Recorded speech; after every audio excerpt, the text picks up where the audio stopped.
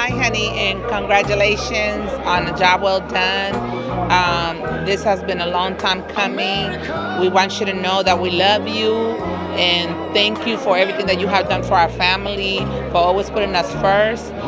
We will continue to support you as you move on along the rank. We love you. Congratulations. Hey, Dad.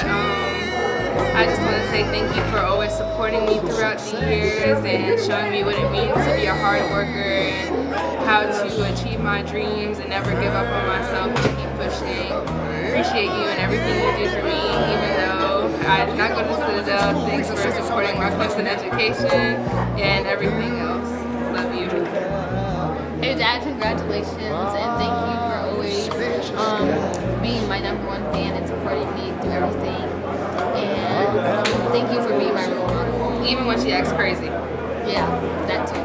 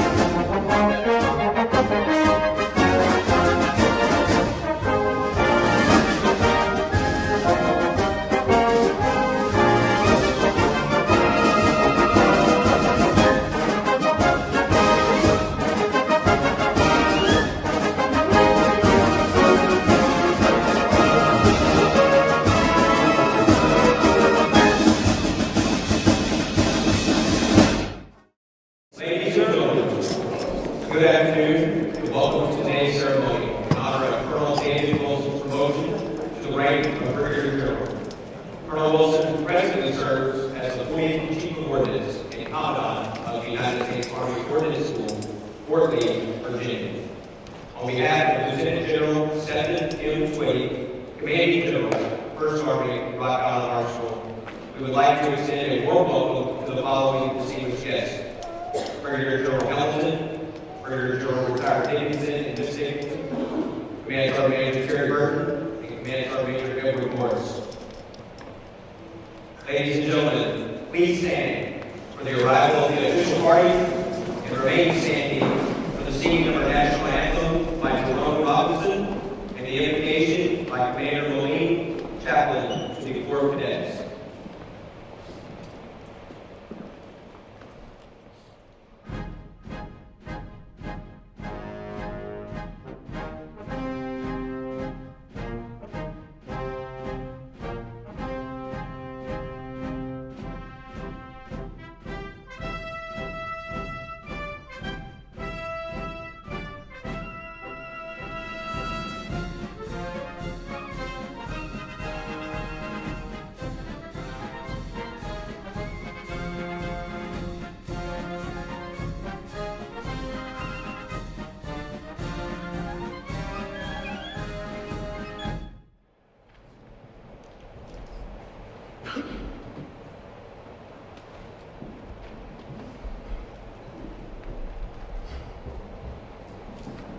Oh, say, can you see by the dawn's early light what so proudly we hailed at the twilight's last gleaming, whose broad stripes and bright stars through the perilous fight o'er the ramparts we watched were so gallantly streaming, and the rockets' red glare, the bombs bursting in air, gave proof through the night that our flag was still there.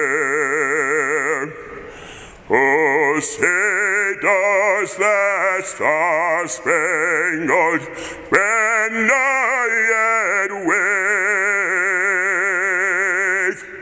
for the land of the free and the home of the brave?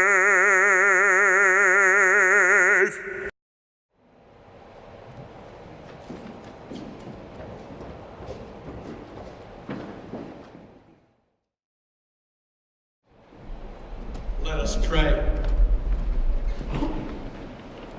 Almighty and everlasting God, we are gathered in this place at your appointed time to observe an ancient and time-honored ceremony in which the mantle of leadership is passed forward. Therefore, it is fitting, Lord, that we take pause at this moment in the midst of pomp and circumstance to recognize you, the one in whom reside all authority and power, and by whose grace we are allowed to exercise the abilities which you have committed to us. So accept our homage, O Lord, and hear us as we pray on behalf of your servant, Colonel David Wilson, and lift up to you his beloved and precious family.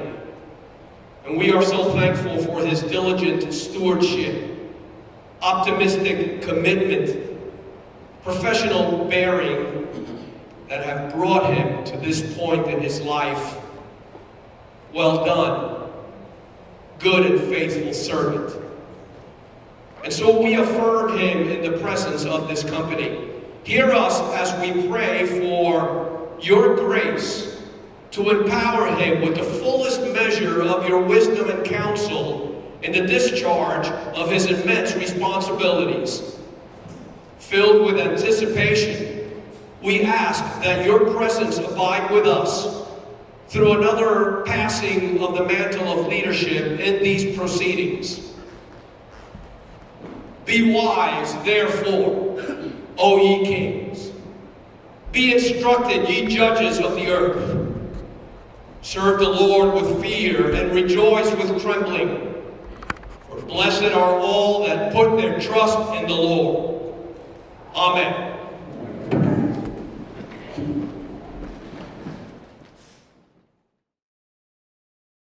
Ladies and gentlemen, the host for today's ceremony, Lieutenant General Stephen M. Gwynn.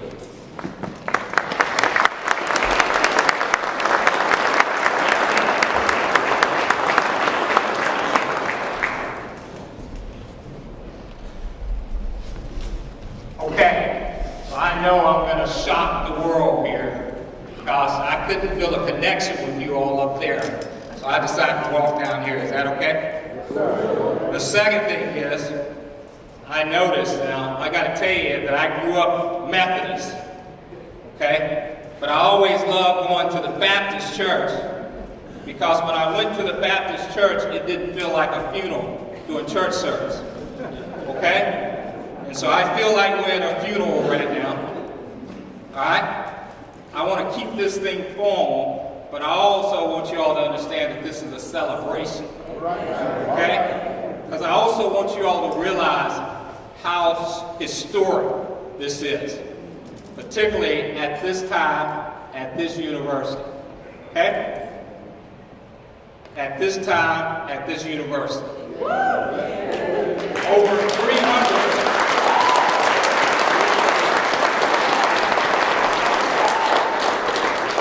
Over 300 general officers have come out of this esteemed university, our military college of South Carolina. And by the way, I am from South Carolina. 300, over 300. Only one active duty black general have come out of this university, and that's what happened.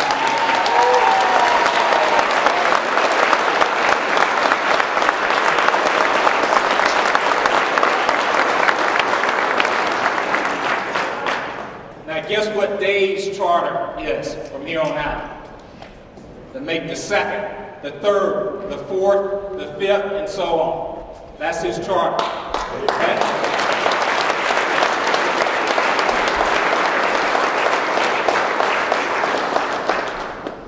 The second thing that I will tell you is, being a general officer, there's nothing fun about it. Okay, so Dave's getting ready to figure out there's nothing fun about being a general. And so I can convince you, since January, 1 January, I've only slept in my bed with my wife at my house for 7 days. Okay? So being a general officer is not fun. I don't like it. But guess what? And I'm sure General Dixon and General Hamilton will tell you, they didn't like it either. But here's what being a general officer is all about. It is meaningful. It is about purpose. It is about now making a significant contribution, not only to the soldiers that are out there, but making a significant contribution to this great nation. So that's why I continue to wear the uniform, and Dave will soon find that out. Okay?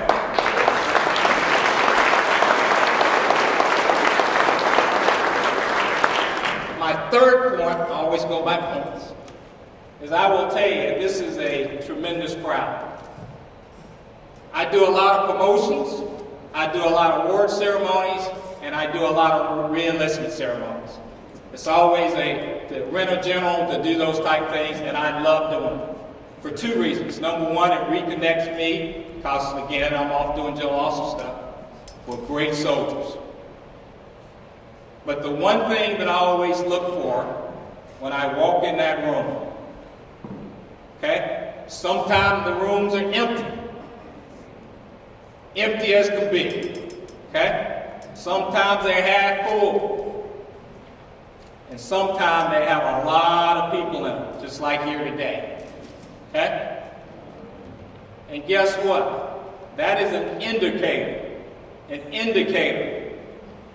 of what this young man And this young lady here, yes, I'm calling her young, Patricia, that's the impact that they made not only on you all, but also the soldiers out there. You can tell when a room is full that they are loved and they're admired. Okay? So I appreciate you all being here.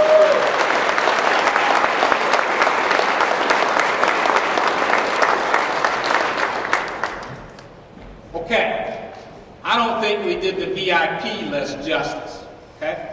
And by the way, I don't consider myself a VIP, I consider myself a soldier, okay? But I don't think we did it any justice at all. They're not VIPs, forget about them. The VIPs for today's ceremony, guess what? It's the family, okay? The family.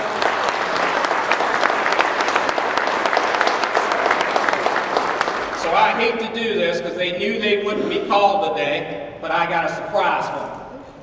Okay, so Patricia, stand up, please. Notice I said please because I can't order her around.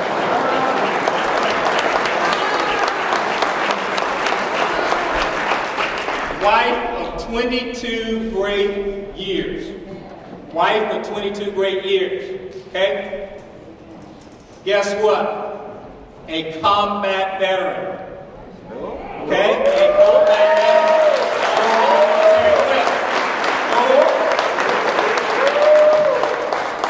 Alright? The other thing about Patricia, she's a school teacher. Teaches at Prince George High School, and she teaches Spanish. Alright? And the other wonderful thing about Patricia, she doesn't know this, well, she knows it, he doesn't know it, that she parented alone in this deal, because he was gone a lot. So he had nothing to do with these kids over here. There was only one thing that he had anything to do with those kids. And y'all know what that is. Other than that, he didn't have anything else to do. Got it? Oh! Victor! All right. You can sit down, Patricia. All right, so, by the way, I have a lot in common with this family, okay? So Victor, so this is a product of great parenting, okay? You know why it's a product of great parenting? You always know when parents are great. You know how? You know it through their kids. Okay, so I'm gonna brag on this young lady here. Attending Clemson University, majoring in biomedical engineering. Did I get that right? Wonderful. So I'm also going to tell you, my daughter is a biomedical engineer, and she's a senior executive. So I'm going to give you someone that's going to mentor you. Okay?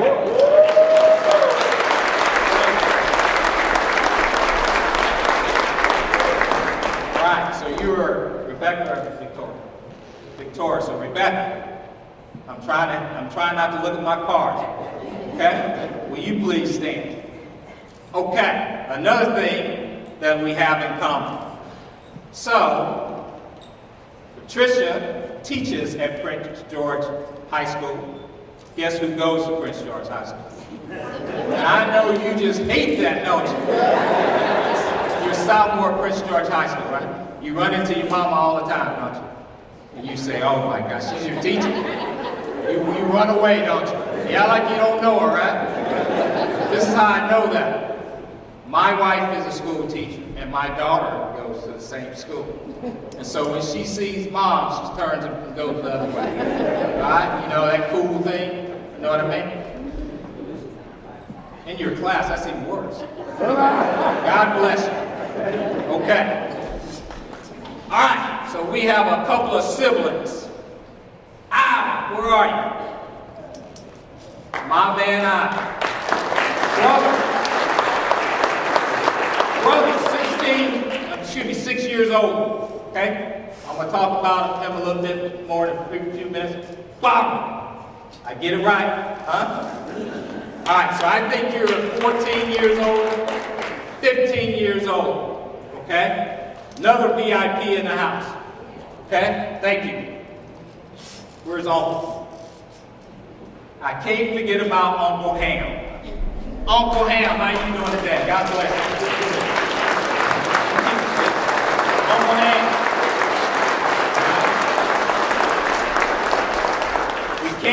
about Jose? Jose.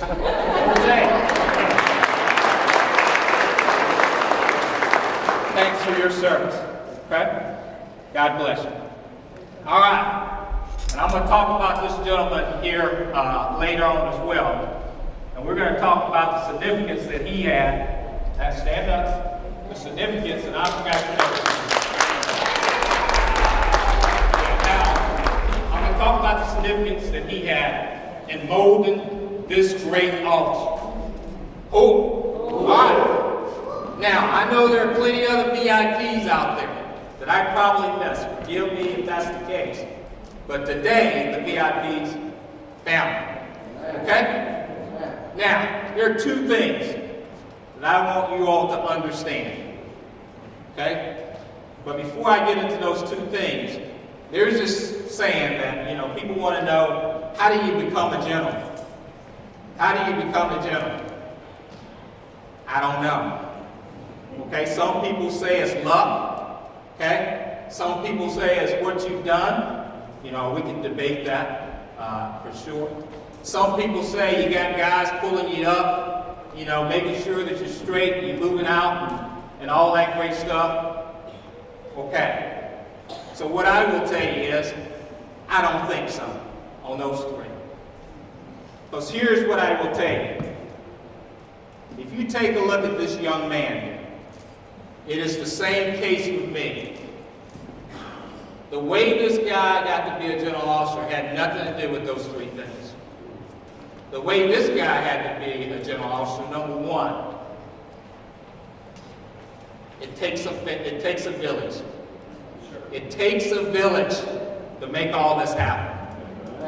And all this didn't happen today. All this happened starting 50 years ago when this young man was born. And I will tell you, I know that to be fact. If you look at the impact that these people that I just talked about had in this guy's life, you would understand what I'm talking about. Okay?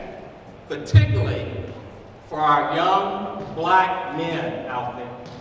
Building character, good character, is so important. And several people decided that they were going to invest in Dave Wilson. That they were going to invest in Dave Wilson. Okay? So let's talk about who invested in Dave Wilson. Because that's why he's here today. You notice I'm not talking much about his military career. I'll talk about some of that. But I'm going to give credit where credit is due today. Okay?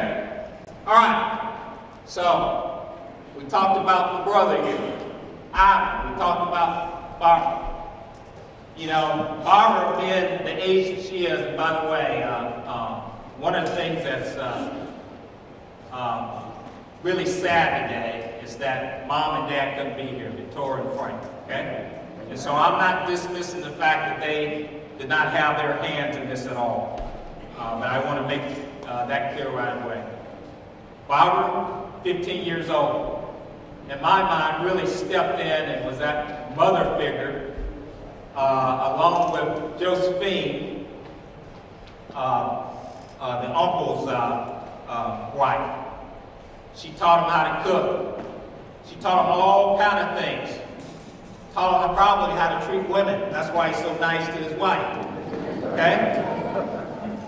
And Brother Ivan, being 6 years old, he probably wanted to go out there and party and bebop and all this other thing. But he invested in brother. Took him all over South Carolina playing rugby. He used to drive around in his cars. He taught him how to love cars and how to be a responsible young man. And really, how to be a respectful young man. So the impact the siblings had on their little brother. I can go on and on about the things that I read, but I want to thank you two for really saying, that's my little brother, and really sealing that forward that was sealed out there. You do not know the impact that you had on this young man, because he's told me the impact. Okay?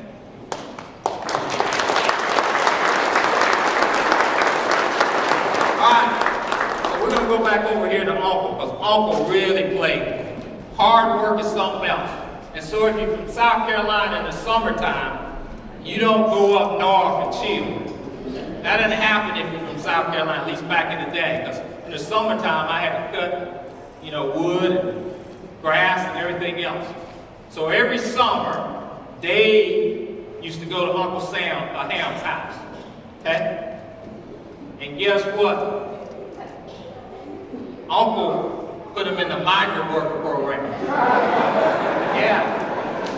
Because he had to farm the garden, he had to cut the grass, he had to cut the wood, he had to do all this stuff. So what Uncle was really trying to do was say, hey, hard work. With hard work, you can get somewhere in life. And while you're with me in the summer, I'm going to teach you what hard work is all about. And oh, by the way, it's going to happen from sun up to sun down because we're going to make sacrifices too. Okay? So, thank you, sir. All right? It's still in that hard work. And I will tell you, I was just over here talking to him a few minutes ago. I asked him if he had a big garden and all that other stuff now. And I was getting some intelligence for him. Because I will tell you, being a 3-star gentleman, I can direct him to come back and do some more of that hard work.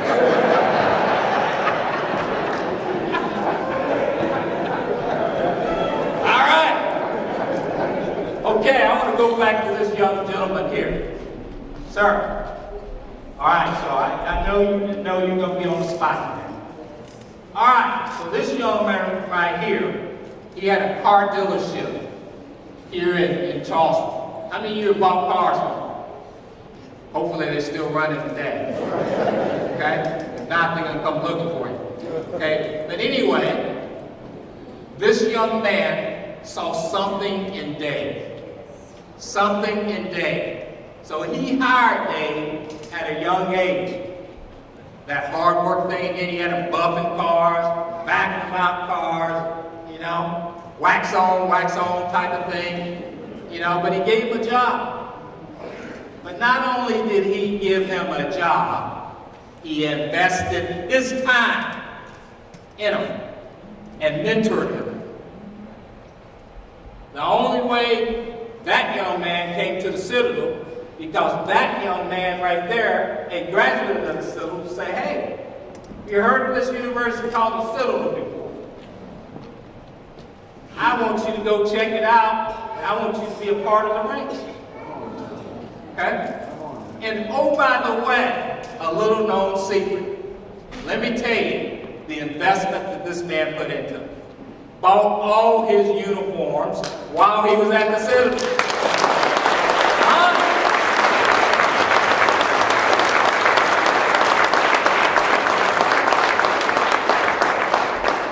A wonderful thing, right? Now, you tell me, how do you get promoted to general? It's all about good character. Okay? Now, so let's move on to something else. How many of you all know that Dave had cancer? Raise your hand. Another thing we have in common. So I feel qualified to speak about this, okay? Because part of his good character, I will tell you, sometimes cancer can be great, a wonderful thing. Okay? For me, it's probably the second best thing that ever happened to me. Okay? Outside of my wife and my daughters, it's probably the second best thing that ever happened to me. And you all are looking like, well, why is that? So I'll tell you why. Okay? Good things can come when God wakes you up. Okay? And God woke me up with cancer. I considered myself a good person before I had cancer. Just like Dave. I know he was a good person because he had these people. Okay? But what the good Lord was doing, he was buffing us out. Alright, he was using that same buffer that was used at the car dealership to clean us up a little bit. Okay? And so, the other great thing when you go through something like Dave, and by the way, if you don't know Dave's story, I mean, it's just unbelievable. 90 days to live, 21% chance of living, stage 4 cancer, okay? And that young man fought. He fought, okay?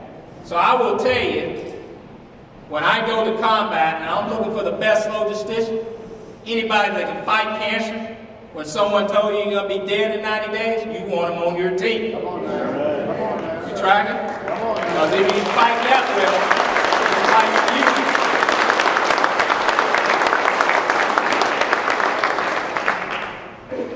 you. The other thing is the reason, some of the reasons that God uses you is to impart knowledge on others and to make people better, okay? The one thing that I've seen, because I've watched Dave in the Army for quite some time, Dave has used his ordeal with cancer to help others out.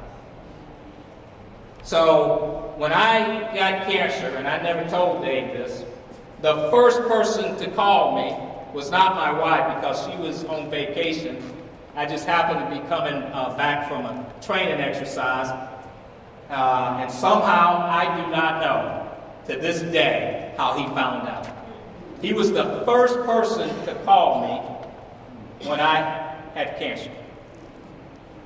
And it's a wonderful thing when someone has gone through what you've gone through to lift you up and give you a morale boost. Okay? So Dave has done that throughout his career. 1996 when he was diagnosed with cancer, and he continues to talk positively about it and help others out. And it has made him a better person because his interaction with people, you can tell, his interaction with people, genuine, he's not phony, he'll tell you like it is, and it's going to always be with good heart. You can't ask any more from a person, okay? See, in the Army, we look for 3 things. People with good character. He's got it. People that are committed. I will tell you, this is one more committed officer. I'm going to talk about some military things that he's done. But this guy is committed to service, okay? And people that are competent. One of the best logisticians that we have in our Army right here, okay? All right, so let's talk about how competent he is. I've talked about his character. I talked about his commitment, okay? So I'm going to move to my notes here because when I read his bio, I had no idea he had done some of these things in his military career. Okay, so how many of you in here have served in the military before? Raising your hand. All right, thanks for your service. So I'm going to talk about his top 6 jobs or so, okay? Just tell you what he's done. So this is not rookie business here. Only the best and brightest will go to these jobs. The best and brightest. No one pulled him along. He worked for these jobs. All right, so you already know he's chief of the ordnance, okay? Chief of our Army's Ordnance Center. You don't put slackies in the chief of the ordnance job or any other chief's job, okay? You put people there that are going to go on and be the future 3 and 4 stars of our Army, okay? Executive officer to one of our 4-star generals, General Dennis By the way, they couldn't be here today, but they send their regards. Executive officer. So what that means is sort of the chief of staff to a 4-star general, okay? We only put guys in those jobs that will make general officers. They are reserved for only general officers. Another point. Brigade commander for Army Field Support Brigade. Commander is what you need to take out of this, of a large organization responsible to delivering logistics to the point of the spear for our soldiers around the world. That's what he was responsible for. Select from a centralized board of general officers, and we only select our best for those jobs. Okay? Next, Office of our Chief of Staff of the Army, Colonel's Assignment Branch. First of all, take away Chief of Staff from the Army in this sentence. That is our senior-most Army officer. And as you know, he's not going to put slackies in his office. The best and the brightest. And finally, Battalion Commander in combat of a battalion, of a support battalion. Okay? And probably one of the best support battalion commanders during his time. And I think that I can really factually say that based on this. Led 1,200 soldiers in Iraq over 900,000 miles across the vast desert of Iraq to deliver logistics to soldiers. Not once did he have a soldier killed, 0. Out of that, 27 Purple Heart recipients. Okay?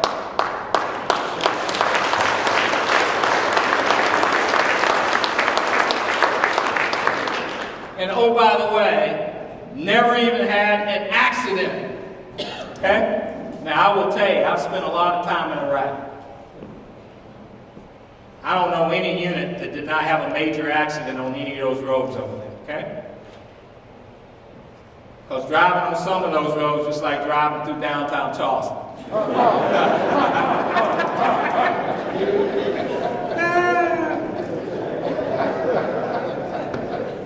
Okay, as a result of his efforts, he received the Chief of Staff of the Army's Safety Award for his actions in Iraq.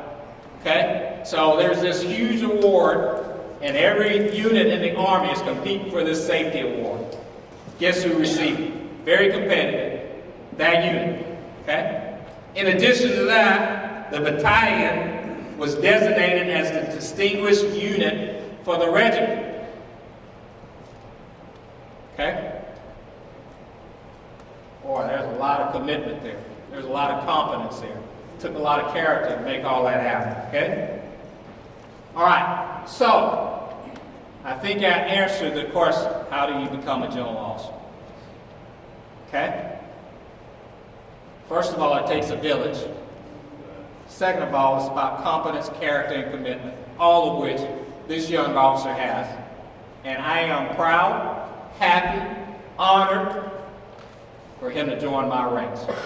Cool. So I will sit down and stop pontificating, and we'll pin this star on, okay? And the reason why I want to do this is because I got plenty of work to do, and I'm going to give it to him.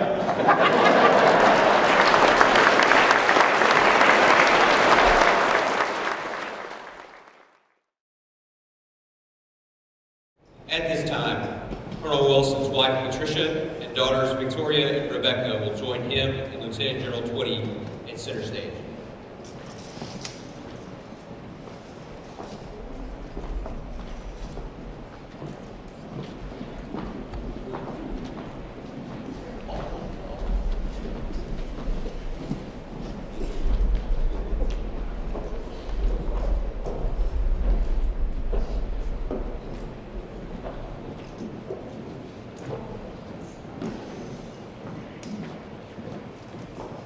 In 1775, the Continental Congress commissioned George Washington as General and Commander-in-Chief.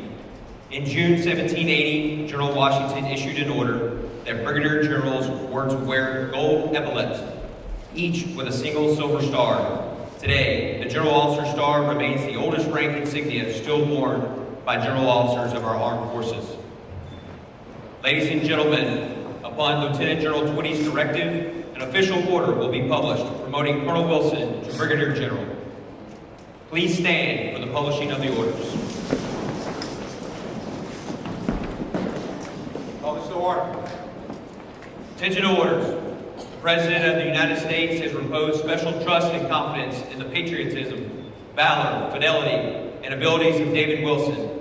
In view of these qualities and his demonstrated potential for increased responsibility, he is, therefore, authorized and directed to wear the uniform and one-star insignia of a Brigadier General. By the authority of the Secretary of Defense, effective 13 April 2017, signed, Thomas J. Edwards, Jr., Chief, General Officer, Management Office. Ladies and gentlemen, please be seated.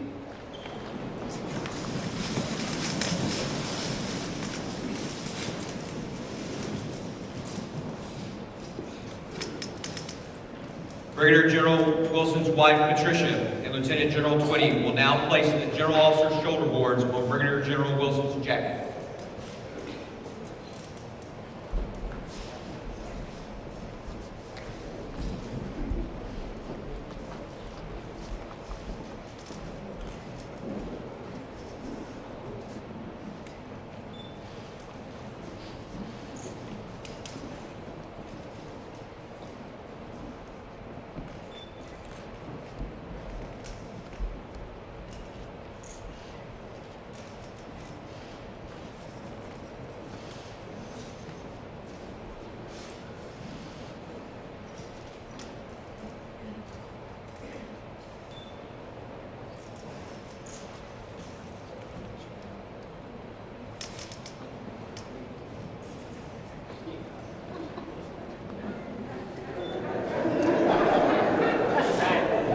Combat veteran asking the general if I need help.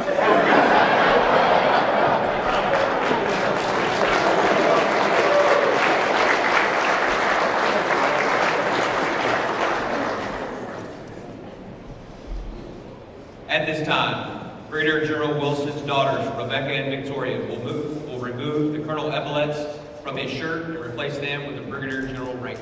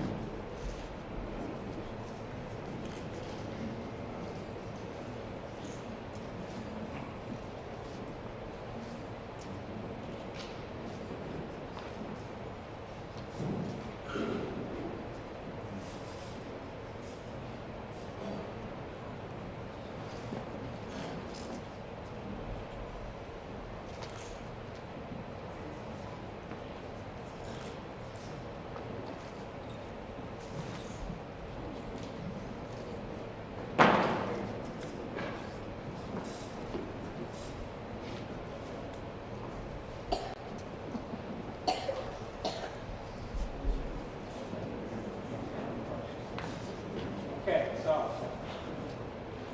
I took note of all this, so I'm up full rank again. Hold up. All right, so you all noticed the rank went on, and no smooching went on up here. We can't have that, so you got to hug the wife. There you go. All right.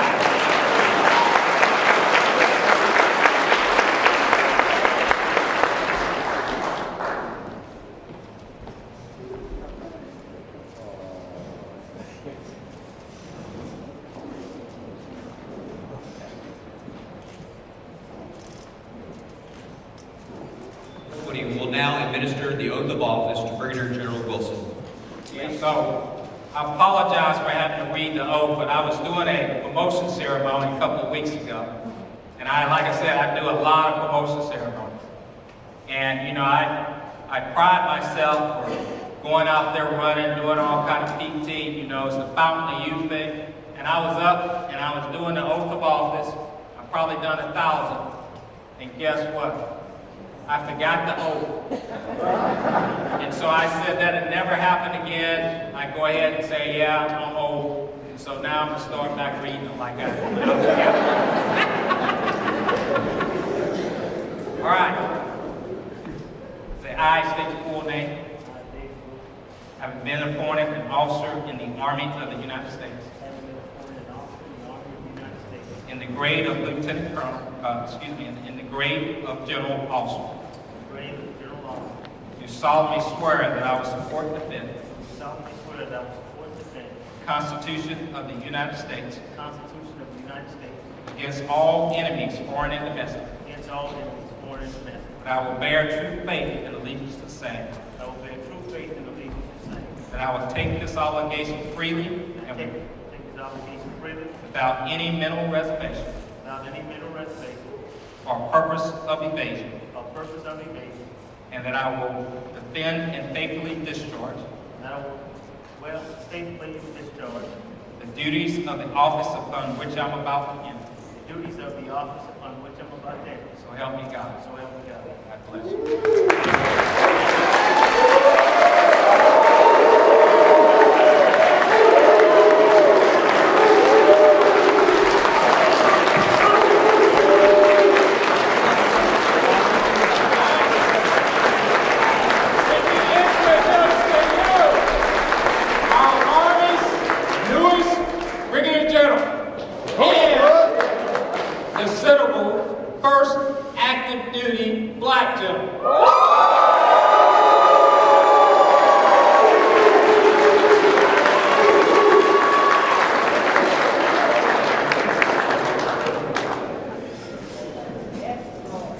Please be seated.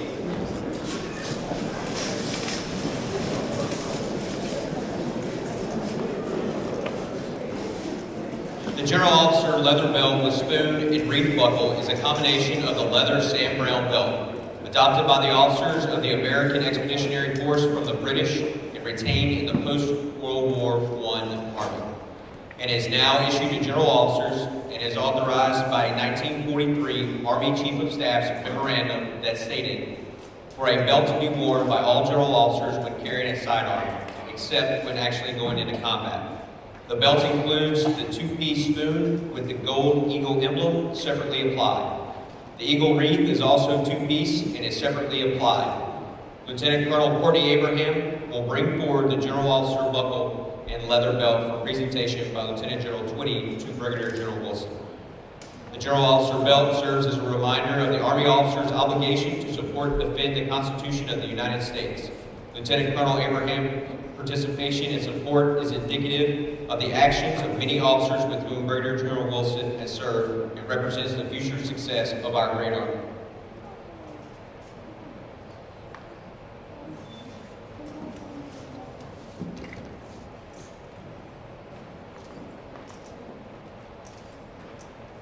Lieutenant. I know you're welcome to talk, but let me just say something. Yes, sir. Okay, so this General Officer belt, you know, a lot of people grow up and they watch it, they admire it, they want to know what's that belt all about. So I know that's been the case with Dave.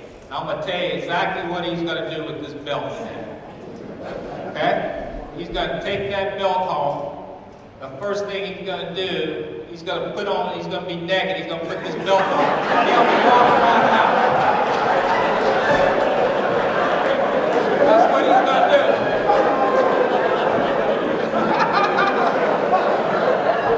Now, you all think about that. That's a durable little sight. Congratulations, Steve.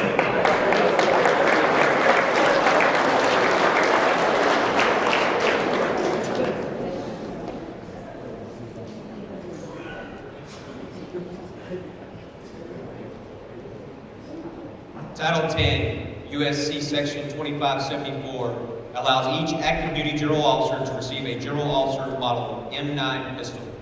The pistols are special in that they are procured especially for general officers, with serial numbers prefixed with the letters GO. The practice of issuing pistols to general officers began in 1944 during World War II, and the tradition continues to this day. Chief Warrant Officer 4 Edwin Perez Montalvo, representing the technical experts of the United States Army, will present the General Officer pistol, a Beretta 9mm sidearm, to Lieutenant General Twitty for presentation to Brigadier General Wilson. This technically advanced sidearm is customized to all general officers and bears a serial number GO4394. CW4 Perez's actions represent the affinity Brigadier General Wilson holds for all warrant officers that have impacted him in his almost 30 years of active federal service.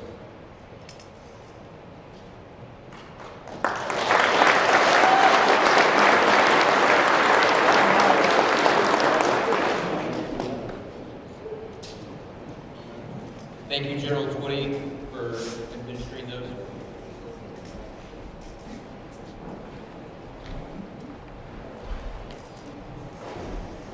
Throughout the history of warfare, a general officer's personal flag has symbolized leadership on the battlefield.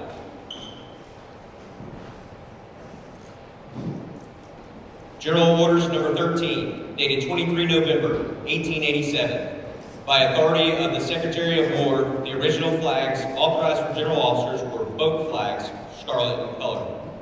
They were first authorized in the War Department General Orders Number 4, dated 22 August 1903, for use by officers of the Army when making official visits to Navy vessels. The authorization of flags was further expanded to include the automobile flags and field office flags in 1923. The current policy for display and use of the general officer flags is prescribed in AR 840 TAC 10. The 3-foot by 4-foot flag with fringe is authorized as well as the 3-foot by 4-foot boat flag without fringe. Display of the boat flag is at the discretion of the general officer with approval of the installation commander. General officers are authorized one of each flag in accordance with AR 725 TAC 1. In addition to the indoor and boat flags, general officers are authorized an automobile plate and an automobile flag. Both the automobile flag and automobile plate are 6 inches by 9 inches without fringe. Regimental Command Sergeant Major Terry D. Burton and Sergeant Major Roger Craig, representing the non-commissioned officers, will unsheath the general officer flag from the stand and post forward for Brigadier General Wilson to uncase the flag and post it in its position. Non-commissioned officers are the backbone. Sergeant Major Terry Burton and Sergeant Major Craig's actions represent Brigadier General Wilson's respect and admiration for all enlisted personnel with whom he has served.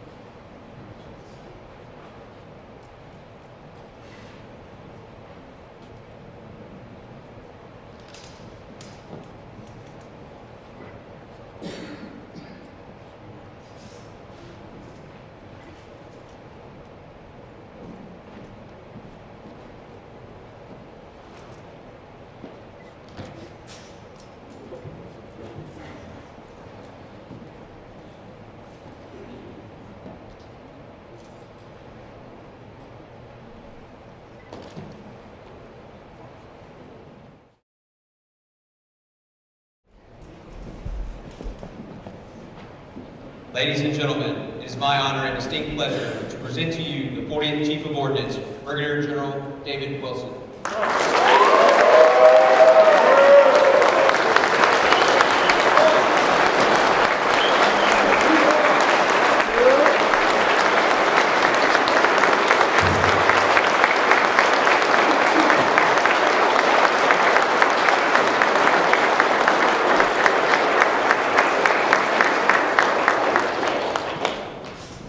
First, General Gwynn, thank you, sir, for taking time out of your busy schedule to preside over this ceremony. I know you could have been a lot of places today, given your hectic schedule. You made accommodations to preside over this ceremony and honor my family. And I'm really equally honored and humbled by your presence.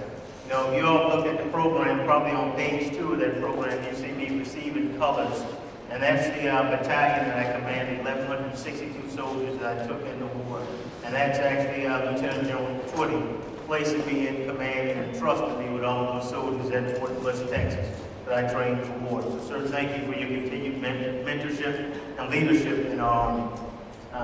To all of you, you all could have been many places today, but you chose to rearrange your schedule and be here to participate in this event with my family. And so I want to thank you all publicly, to our distinguished guest, Brigadier General Hamilton, the 29th Board, Brigadier General Retired Dickinson, Mr. Arnold, thank you, sir, for your presence, you and Martha, and I'm glad you all were able to make it. Command Sergeant Major Burton, Command Sergeant Major Morris, Command Sergeant Major Retired Snyder, my brigade Command Sergeant Major, and numerous officers and attendants, Colonel Peters, and friends, classmates, teammates here from the Citadel, and one special person there today that I tell you, I saw at the back of the room when I first got in, was my high school coach, Earl Davis Brown. Can you please stand up for me?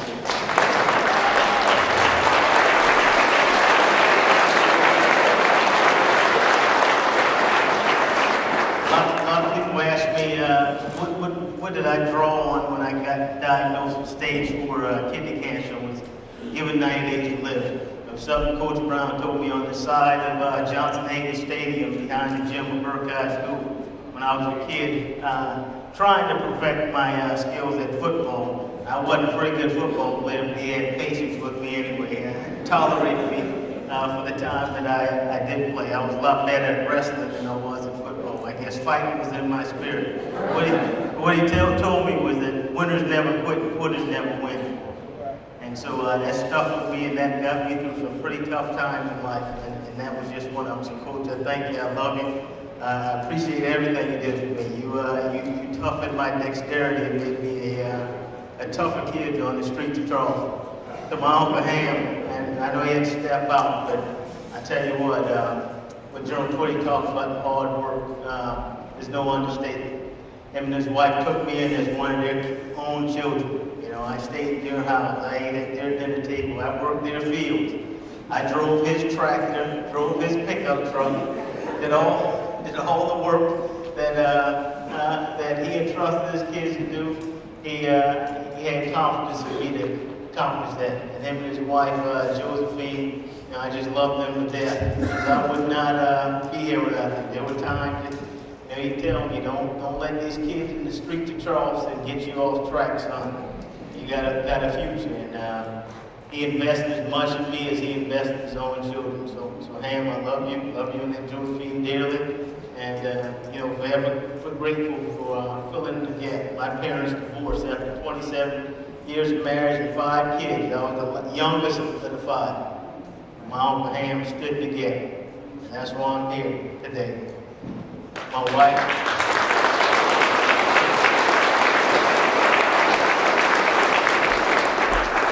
Wife Patricia, doing many of my trials from time in the Army. She's been my wingman, my battle buddy. I love you. I couldn't have done any of what I've done in the Army without your love and support, and I thank you for my kids, Victoria and Rebecca. No matter how tough the days were, I could always come home and know that they were rooting in my corner. And I mean, they sacrificed a lot.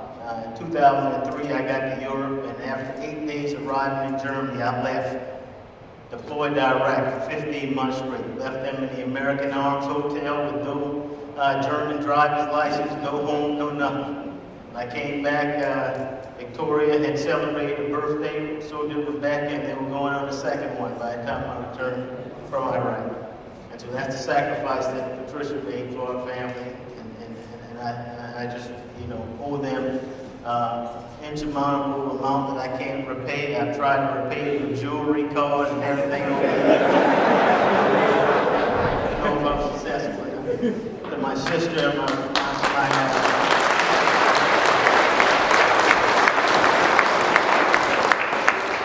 my sister and brothers, no matter what I was trying to embark upon, whether I was trying to become the next Evel Knievel and jump over the trash cans in the neighborhood with a bicycle or a big wheel, them, along with my brother Skinner there, Jonathan Wilson, they were always willing willing to pick me up, patch up my bruises, and pat me on the back to get outside and try again. And I'm thankful for that. You all always have my back. My sister and mom brought me here and said, "You sure you want to stay here?" And I said, "Yeah, I'll stay." You know, and no matter what I embark upon, they were always there. I can count on them, and I thank y'all for always being there for me. Mr. Arnold, sir, words can't even express what you and your family mean to me and mine. You know, from the time Mr. Arnold bought Central Buick from Bernard W. Furneaux when I was a kid, and I had been hired in the summers. I wasn't old enough to work technically. I was washing cars on a used car lot. The used car manager, Mr. Bill Burnett, had me washing the cars on the lot, and I would park them back on line. So Mr. Arnold bought the dealership, and the first day he was trooping the line with his family. He comes over, he says, "How old are you?" And I told him, and he said, "You can't work here, you're too young." So I was angry. I left the dealership that day, went home. I picked my shoe shine box back up because I shined shoes on the car dealership. I would get after school, I would walk the Auto Mile. The Auto Mile used to be located on Morrison Drive, so every car dealership in Charleston was along that strip. So I would walk up and down with this shoe shine box, shining shoes, so that I'd have money to buy my school clothes in the summer, so my parents wouldn't have to buy my school clothes for me. I used to pop this rag. I don't shine for a dime no more. I shine so much, my back was sold 15 cents at my regular price. For 25 cents, I'd do it upright, shoe shine. So I figured I'd go back to shoe shining since Mr. Arnold fired me. But on my 15th birthday, my uncle took me in his little standard shift green Toyota to get my driver's license back here at the DMV. So I got my driver's license. I don't know how much Arnold knew I got my driver's license, but that day, this big old Park Avenue pulled up in my mother's driveway, and Mr. Arnold got out in his suit, and he said, "Hey, you gonna come work for me on Saturdays when football season is in, and after school when football season is out, washing cars?" I said, "Yes, sir." And so I went to work, and I just admired how he ran his business, his operation, took care of his people. That's where I first learned leadership at. Sir, I thank you for your leadership, not just the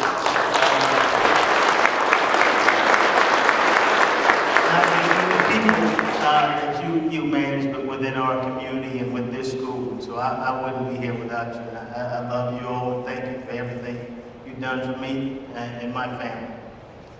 As my father-in-law, you know, I appreciate everything you've been always coming in to support Patricia and I. You know, we couldn't do it without the love and support of family.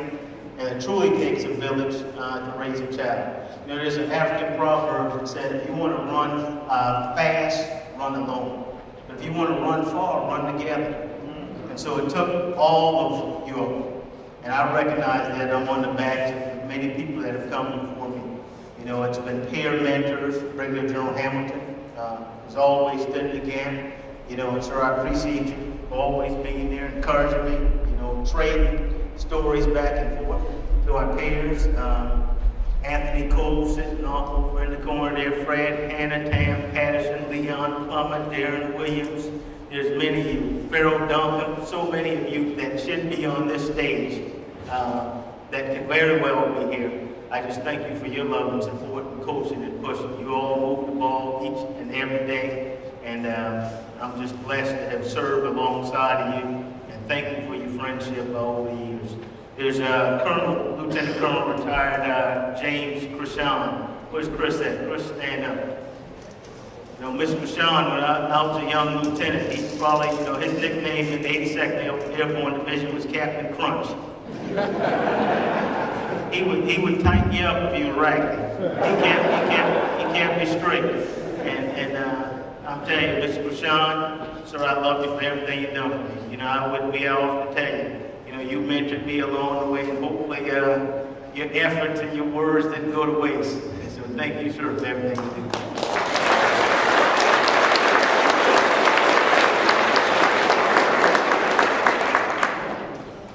So also, others in the room served with over the years. I know I'm overlooked somebody, so don't charge it to my heart, just charge it to my head. But I got classmates from golf company in here, friends, members in here who are in the business of making good men better. that's seated amongst the room, as well as those who understand that friendship is truly essential to the soul. You heard them there today, so I thank you all for your love, friendship, and support and prayers. It didn't fall on deaf ears, and I appreciate everything you all have done for me along the way.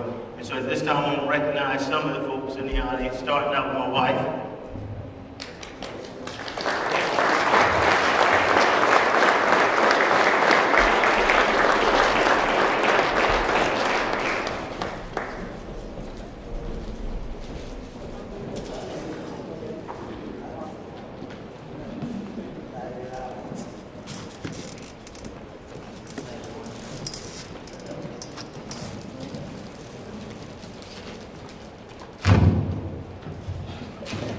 Bobby.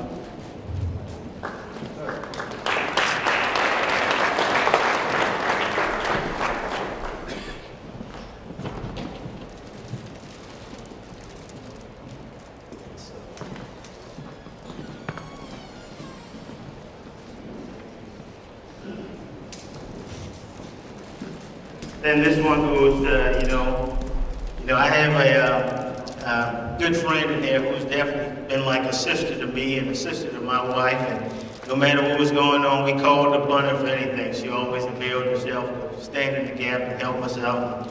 Tony Duncan, we love you.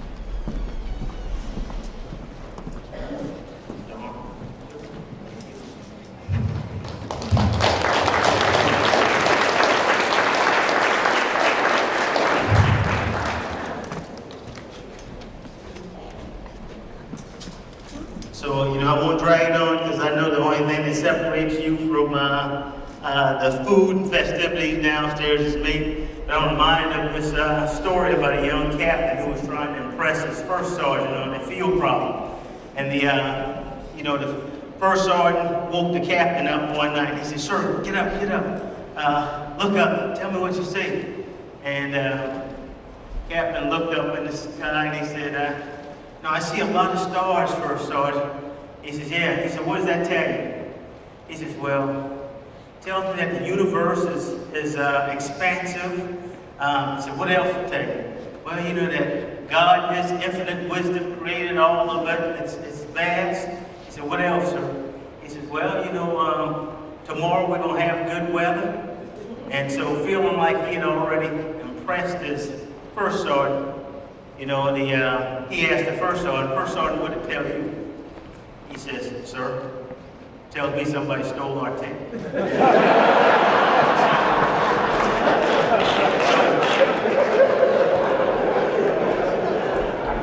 I won't try to impress you anymore with any more words, only to say that I'm humbled and thank you for the opportunity to continue to serve my country and serve soldiers.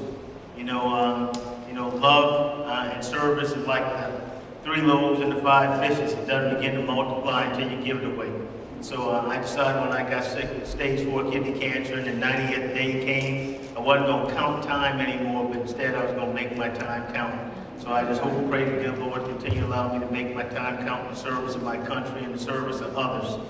Because Muhammad Ali said service to others is the rent you pay for your room here on earth. And so hopefully I can pay my rent while I continue to reside here on this earth. So God bless you all and thank you all for attending.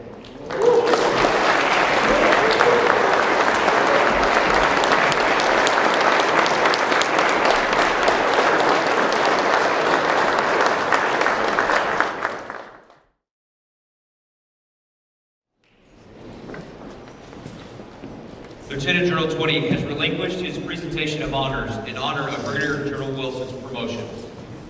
For For the benefit of our distinguished guests who have not previously had the opportunity to observe the rendering of honors, it is appropriate that a brief explanation of the historical significance of this part of the ceremony be given. During this part of the ceremony, ruffles and flourishes will be played. The earliest use of ruffles and flourishes can be traced to the time of England's Lord Marlborough, who used kettle drums to announce his arrival. English colonists brought the tradition to the colonies during the French and Indian War, when 2 ruffles and present arms were given for Virginia's royal governor. In 1776, the Continental Army authorized a fife and drum unit to give 2 ruffles for a major general and 1 for a brigadier general. Current practice is to play ruffles equal to the number of stars a general officer possesses. Today, Brigadier General Wilson will receive 1 ruffle and flourish.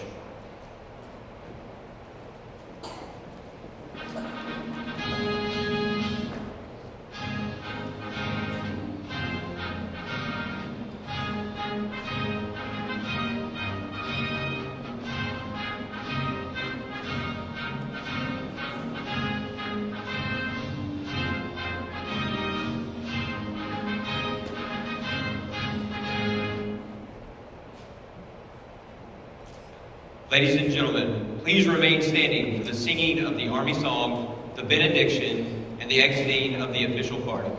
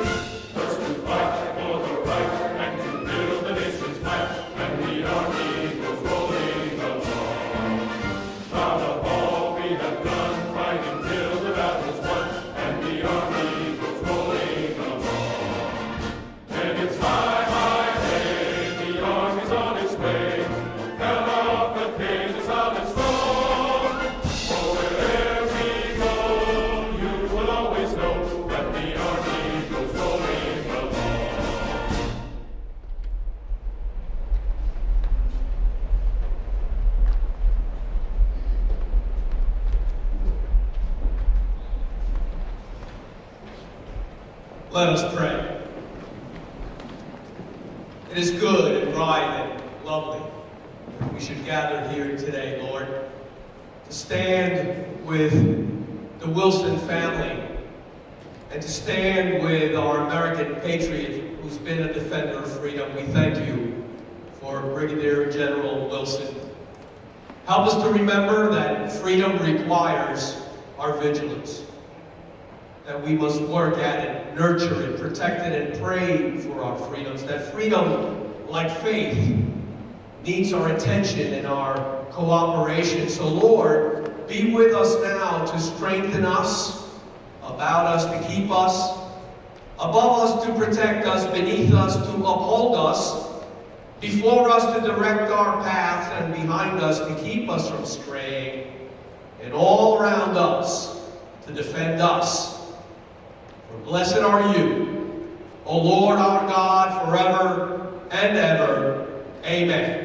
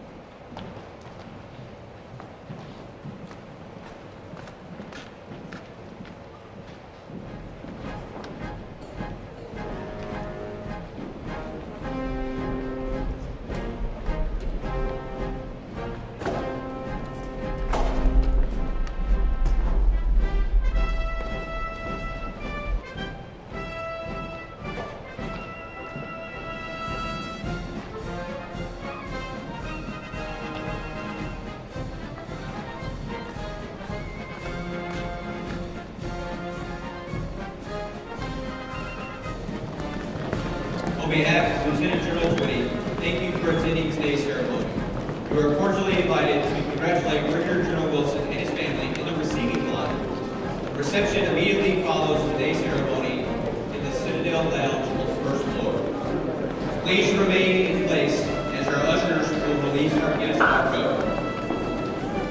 This concludes today's ceremony, and again, thank you for attending.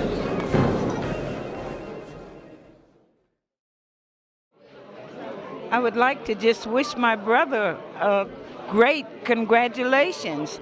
I never thought that I would live to see a day like this.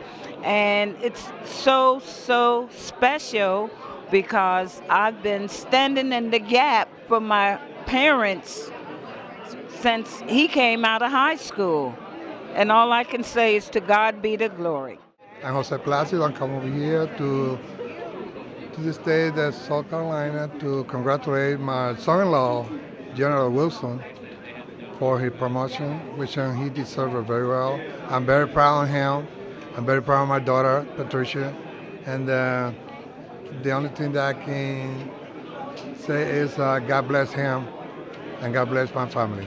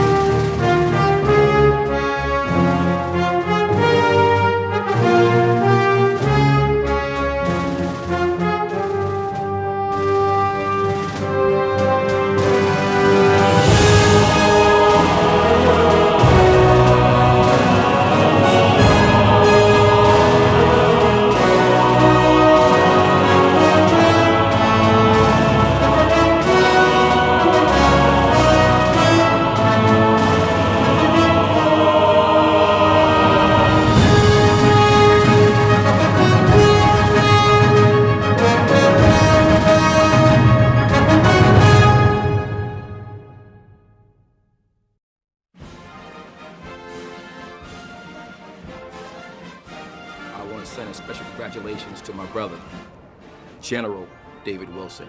David, you've come a very long way. So proud of you. From 44 Isabella Street to your Buick Skylark, riding around, taking trips to SC State, fresh out of Omega Psi Phi fraternity, you have come a long way. You have made us all proud. As a member of the Citadel fraternity, you have made every black, past, present, and the future, so very proud. And we're going to live vicariously through you, my brother. So again, congratulations from the heart, and we love you. Hey Dave, congratulations, many congratulations. I've known you since we first stepped foot at the Citadel, when you took me home with you to meet your family and dine around your table. Thank you so much for that. And getting to grow up with you and Patricia, going and seeing some of your promotions, Fort Stewart, a few other places around the country. So it's quite a joy to see this and be a witness of this one just as well. I pray that the good Lord Almighty will continue to guide your steps and guide every single path that you take. And for some reason, man, I think that we have more of this coming. So take good care, and all the best. I'd just like to take this opportunity to say to you, my son, congratulations on all that you've done and all that I know that you will do. So just keep on keeping on and just keep on making me proud of you. Love you, my son. About Brother Wilson, always been a stand-up guy, always been an example and a model to follow. And this happening at this time is big, not only for Brother Wilson and his family, but the Citadel as well, but also the Charleston community as a whole. We're going to definitely spread the word for those who aren't here today so they will know about the accomplishment of our beloved classmate, Bulldog, fraternity brother. May God continue to bless you and your family as you go forward, and let this be your first star, maybe not your last star. Take care, my brother. Peace.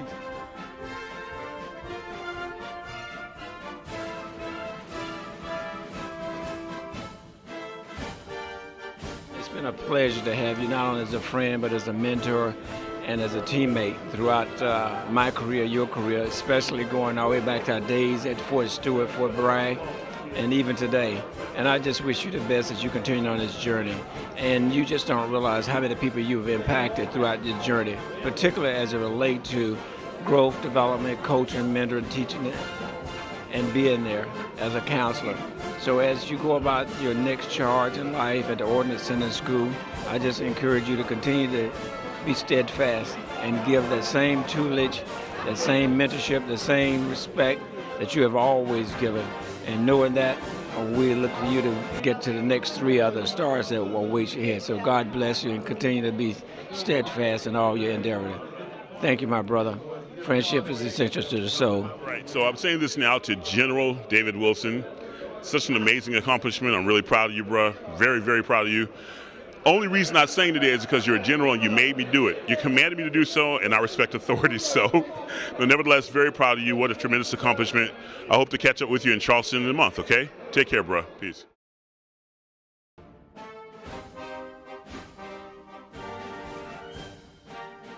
Wonderful friend. Great, great individual.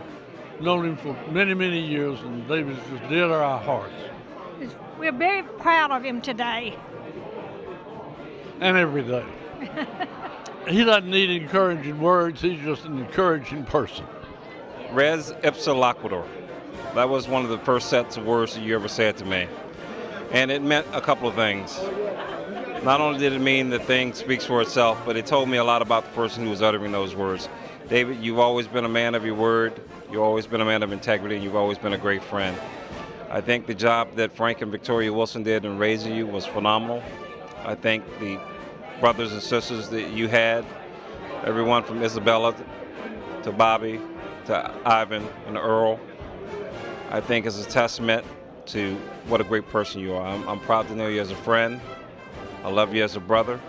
And you know your family is my family. And if there's anything I can ever do for you, all you have to do is ask. And you don't even have to ask. And I feel the same way. So on this most momentous occasion of you breaking down yet another barrier, I just wanted to tell you that I'm incredibly proud of you. I'm proud of not only your accomplishments, but I'm proud of who you are as a person. And I'm proud of what you and Patricia have done as far as raising those 2 beautiful daughters, my goddaughters. I'm looking forward to seeing you on the next promotion. Take care of yourself, old man. I'm extremely humbled by the opportunity and overwhelmed by today's events that occurred. You know, being the first active duty African-American alumni at the college being selected for Brigadier General was definitely a humbling experience, because when I came here almost over 25, 26 years ago, my goal was to get a college education so I could go back out and contribute within my community. This place led me to the military, and of course led me to a long, fruitful career, in which I'm just thankful for the opportunity that had been bestowed upon me throughout over 27 years of service. And so to all those who came out today and celebrated with me, my heartfelt thank you and warmest regards to everyone as you all depart the storied ground of this campus, the Military College of South Carolina. Thank you all.